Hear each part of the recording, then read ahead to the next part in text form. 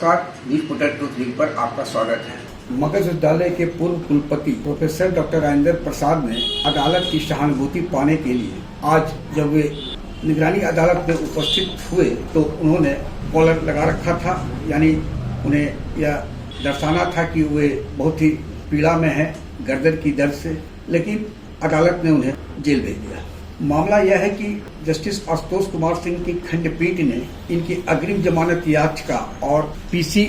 Act के 17A के तहत मामले को यानी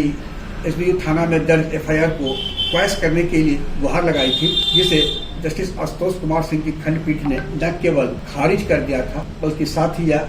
कहा था कि प्रोफेसर डॉक्टर राजेंद्र प्रसाद भ्रष्टाचार के पर्याय बन गए हैं और इनकी जो कार्यशैली रही है वो भ्रष्टाचार को बढ़ावा देने के लिए है। ऐसे में एसबीयू की यह जो दलील थी कि प्रोफेसर डॉक्टर राजेंद्र प्रसाद को कस्टोडियल इंट्रोगेशन के लिए इजाजत दी जाए, उस पर खंडपीठ ने मुहर लगा दी थी। यानी अब किसी भी समय प्रोफेसर डॉक्टर राजेंद्र प्रसाद को बेउर जेल से जस्टिस आशुतोष कुमार सिंह के डबल बेंच का जो जजमेंट है कस्टोडियल इंट्रोगेशन, उसके तहत रिमांड पर एसबीयू ले सकती है। इस संबंध में अपर महानिदेशक नेर हसनैन खां ने जो सूत्र बताते हैं कि बुधवार को एसबीयू के एसपी डॉक्टर जेपी मिश्रा, कांड के अनुसंधानक जो नए बनाए गए हैं चंद्रभूषण एवं अन्य के साथ बैठक कर आवश्यक दिशा निर्देश दे दिया है। उम्मीद की जा रही है कि जो केंद्रीय आदर्श कारागार बेउर है पटना का, जहां ये प्रोफेसर डॉक्टर राजेंद्र प्रसाद बुधवार को भेजे गए हैं, न्यायिक हिरासत में बंद है, उन्हें पूछताछ के लिए यानी कस्टोडियल इंट्रोगेशन के लिए एसबीयू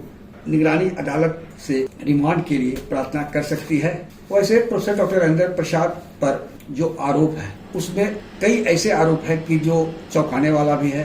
और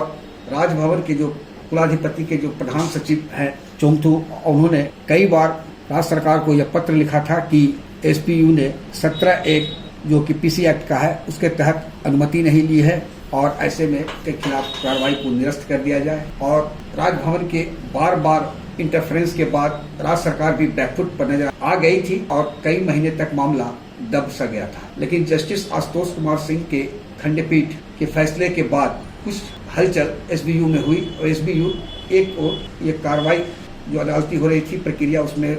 वो लगी हुई थी, साथ ही धीरे धीरे प्रोफेसर डॉक्टर राजेंद्र प्रसाद के खिलाफ साक्ष्य एकत्रित करने में भी जुटी हुई थी। और जब सुप्रीम कोर्ट से दो बार मामले की सुनवाई की तिथि पर सुनवाई नहीं हुई, टल गई, अंत में जब सुप्रीम कोर्ट से भी इन्हें राहत नहीं मिली, तब एसबीयू के स्तर पर जो समीक्षा हुई तो वहाँ डीएसपी जो महान कलाकार जिन्हें हम समझ कर सकते हैं सुधीर कुमार थे, उनका कारनामा सामने आया और वे नब भी गए और उम्मीद की जा रही कि उनके खिलाफ विभागीय कार्रवाई तो होगी ही, शायद थी और भी दंडात्मक कार्रवाई एसबीयू के अनुशंसा पर राज्य सरकार कर सकती है। और चंद्रभूषण जो कि सीनियर डीएसपी हैं, उनके आते ही इनकी उल्टी गिनती शुरू हो गई और 2 दिन पूर्व जब एसबीयू गोरखपुर में गई तो यहाँ मैसेज दे दिया गया था कि या तो वे सरेंडर करें और नहीं तो अपनी वैध और अवैध संपत्ति को कुर्क कराने के लिए खुद तैयार हो जाए मानसिक रूप से, जिसका परिणाम हुआ कि आज प्रोफेसर डॉक्टर राजेंद्र प्रसाद अपने अधिवक्ता के साथ अदालत में उपस्थित हुए और कहा कि मैं सरेंडर कर रहा हूं, जिसके बाद उन्हें बेउर भेज दिया गया। अब आगे देखिए होता है क्या, लेकिन इतना तय है कि यदि कस्टोडियल इंट्रोगेशन हुआ तो प्रोफेसर डॉक्टर राजेंद्र प्रसाद से कई राज के खुलने की संभावना है। और एक जो गया गेस्ट हाउस में जो एक लेडी कई महीने तक अवैध रूप से रही है और उनका भुगतान भी नहीं हुआ, ऐसे कई मामले हैं। एक जदयू के वरिष्ठ नेता हैं, उनके भी पुत्र को इन्होंने बहाल कर रखा था ताकि सत्ताधारी दल भी संतुष्ट हो।